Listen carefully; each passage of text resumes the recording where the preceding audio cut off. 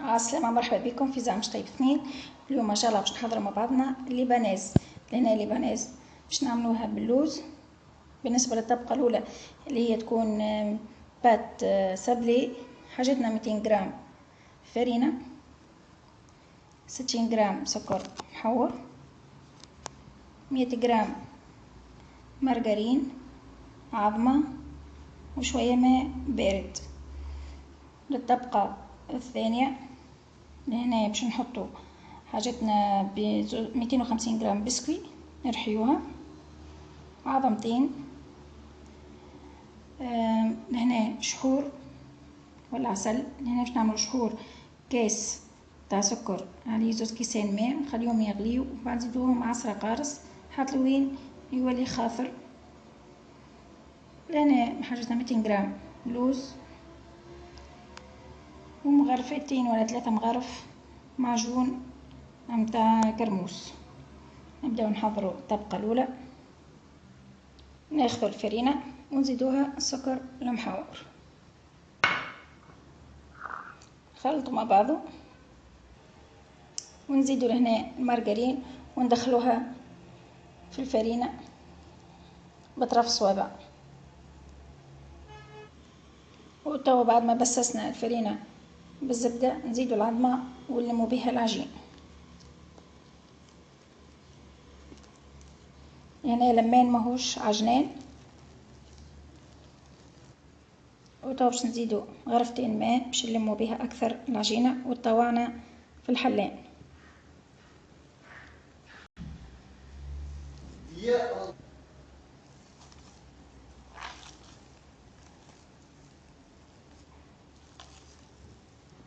وهذه العجينة توا متاعنا حاضرة، باش نخليوها ترتاح شوية باش من بعد نحلوها في الطبق.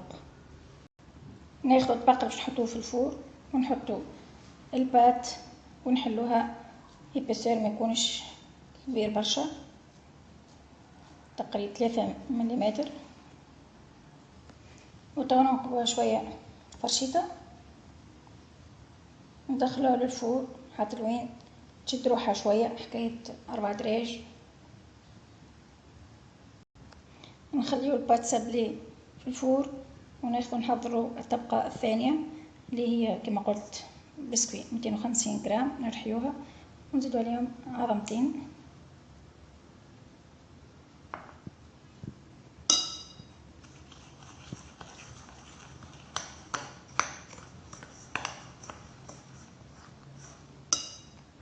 ونزيدو الشحور اللي حضرناه، هنا شحور يكون بارد، كاس تاع شحور.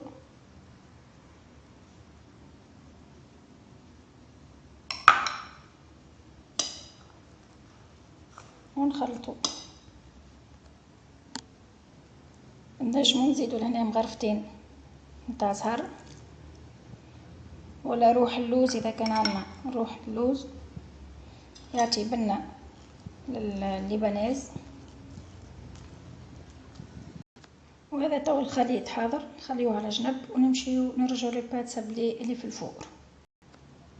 وهذه البات سابلي تو نتاعنا طابت، تو باش نحطو عليها مغرفتين نتاع معجون. هنا المعجون يكون مستحسن كرموس، نوزعو على العجينة الكل. وتوا بعد ما حطينا المعجون باش نحطو الطبقة الخليط متاع الطبقة الثانية اللي حضرناه بكري شوية.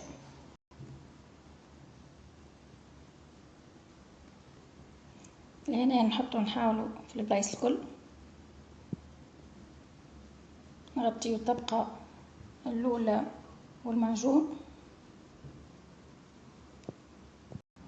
وتوا باش ندخلوها للفور حكاية درجة من زمان ونخرجوها. وتوا بعد ما خرجناها من الفور نرشو اللوز ونخليوها تبرد ونقدموها.